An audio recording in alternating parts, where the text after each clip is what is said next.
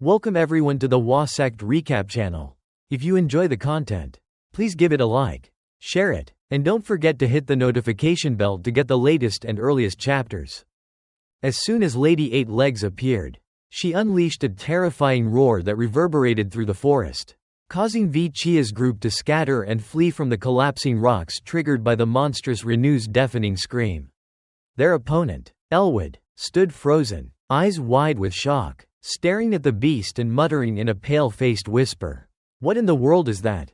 Behind her, her two panicked teammates urged her frantically. "Guild leader Love Good, snap out of it, we need to run now." Vichia glanced back at Lady Eight Legs, his face tightening as he thought to himself, "So, the strange, uneasy feeling I've had since arriving here was because of her."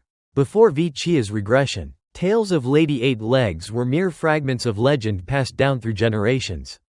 After countless investigations and reviews, she was documented in the Empire's monster compendium, yet no one, not even those in the Magic Tower, had ever encountered her. Except for Vichia and the Balak tribe's hunters from that day. Staring at the giant spider with its razor-sharp fangs, Vichia silently realized, "This anomaly is my doing." In that critical moment, Lady Eight Legs aimed a pointed leg at LG, who stood petrified, ignoring the screams of those around her. Elwood, gripped by fear, turned pale, sweat streaming down her face as her body froze. Eyes locked on the beast, she stammered in panic, "Why can't I move? Am I about to be eliminated?" Just as the monster attacked, a tall girl with a shield rushed forward to protect LG, pushing her aside and shouting, "Guild leader, get out of the way." Before she could say more, the heavy leg of Lady Eight Legs sent her crashing backward. Elwood, stunned, watched in horror, unable to speak, and screamed Anna's name as her teammate lay unconscious under a tree. Battered but not teleported back to the Magic Tower's lobby, Lady Eight Legs let out an ear-piercing screech, her form glitching, revealing she wasn't a true monster but still possessed unimaginable power. Suddenly, the spider paused, scanning the forest. Beyond Vichia's group, dozens of students flickered in the distance, gathered deep in the woods. Ignoring Vichia's team, Lady Eight Legs charged toward the larger group with a terrifying roar, causing Grenu to collapse in fear. As the beast moved on, Grenu shrieked, "It's going somewhere else? I thought I was done for." Vichia, standing nearby, watched the giant spider with growing unease, wondering, is it heading toward the area with more students? This situation troubled him deeply. And he thought, what are the organizers doing? There's no way they'd use something this abnormal for the competition.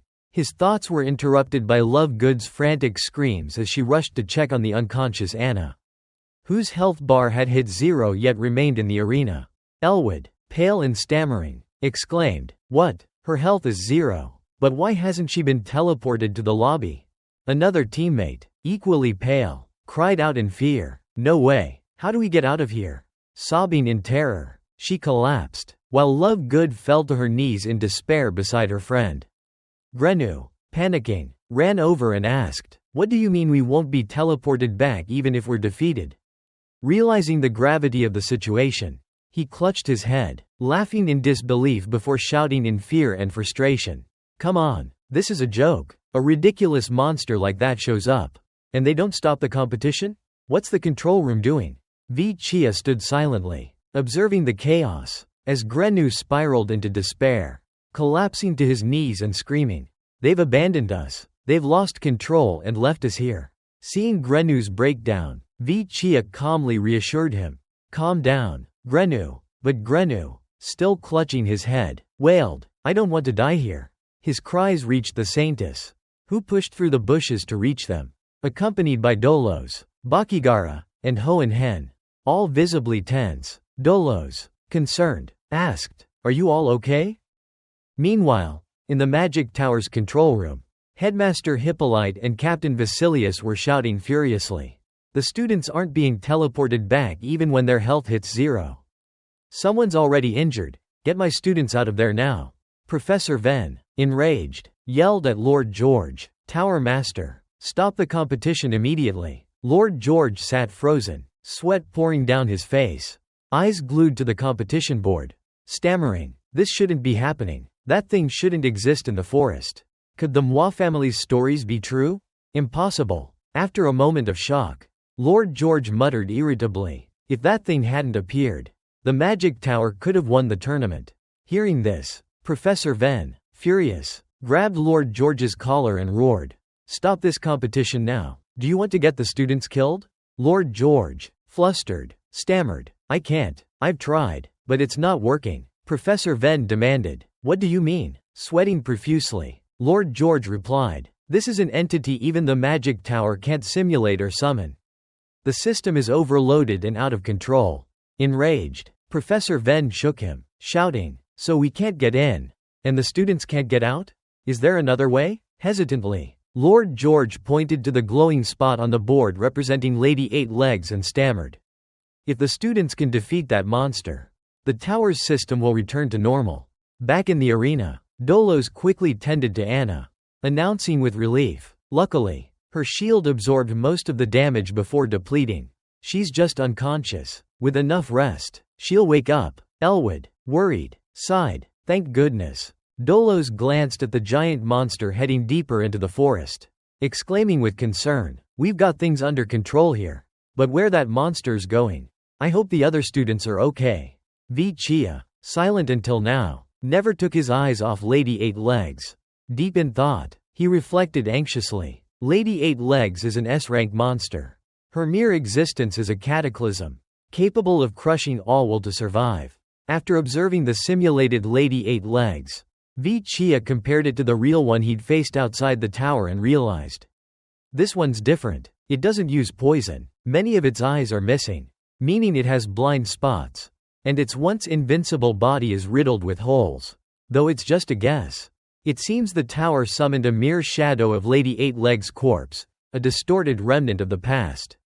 With this realization, Chia began forming a plan. He looked at Love Good, the representative of Jermishira Women's University, sitting despondently beside her unconscious friend. Then at the grim face of Hohen Hen, the magic tower's representative, and the calm, resolute expression of Varan Bakigara, the training camp's representative. Amid their somber silence, Chia thought, even if they knew about these weaknesses, they couldn't defeat even this weakened version of Lady Eight Legs. But wait, first, I need to help them overcome their fear and regain their fighting spirit.